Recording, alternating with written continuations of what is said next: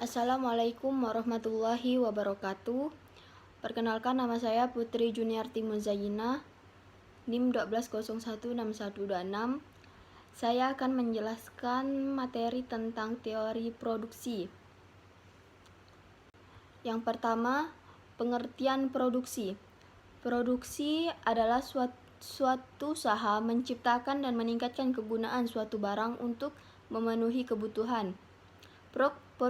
Produksi juga rangkaian proses yang meliputi semua kegiatan yang dapat menambah atau menciptakan nilai guna dari barang dan jasa. Pelaku produksi yaitu produsen. Produsen yaitu individu atau perusahaan yang memproduksikan hasil pertanian yang menggunakan input sumber daya yang antara lain tanah, tenaga kerja, modal, dan manajemen. Selanjutnya yang kedua, faktor produksi. Yang pertama, faktor alam.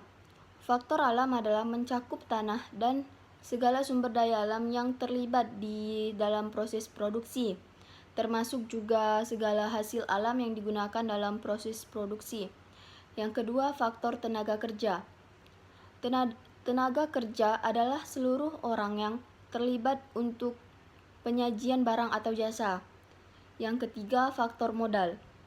Modal digunakan untuk menyediakan bahan baku, membayar tenaga kerja, dan menyediakan peralatan yang diperlukan untuk memproduksi barang atau jasa. Yang keempat, faktor kewirausahaan. Faktor ini dengan kata lain yaitu kehadiran manajemen atau pemilik perusahaan yang menjalankan seluruh komponen produksi. Selanjutnya yang ketiga yaitu tujuan dan fungsi produksi. Tujuan produksi yaitu yang pertama, memenuhi kebutuhan konsumen. Kedua, memperoleh keuntungan. Ketiga, menghasilkan barang setengah jadi. Yang keempat, menjadikan stimulan tubuhnya usaha produksi lain. Yang kelima, mengurangi angka pengangguran. Yang keenam, meningkatkan penghasilan masyarakat dan negara. Yang ketujuh, menjadikan produksi Indonesia dikenal dunia internasional. Selanjutnya, fungsi produksi. Yang pertama, perencanaan. Yang kedua, pengolahan. Yang ketiga, pengendalian dan perawatan. Yang keempat, jasa penunjang. Selanjutnya yang keempat, jangka waktu produksi. Jangka waktu produksi dibedakan menjadi dua, yaitu jangka pendek dan jangka panjang.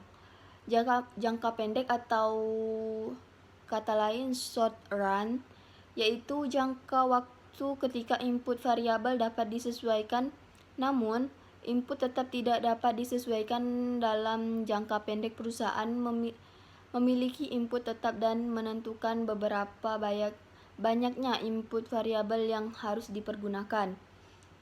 Yang kedua, jangka panjang atau long run merupakan satu waktu di mana seluruh input variabel maupun tetap yang digunakan perusahaan dapat diubah. Adapun tujuan dari pembedaan jangka waktu atau periodisasi dalam produksi adalah untuk meminimumkannya biaya produksi. Mungkin hanya itu yang dapat saya sampaikan. Kurang dan lebihnya saya mohon maaf. Wassalamualaikum warahmatullahi wabarakatuh.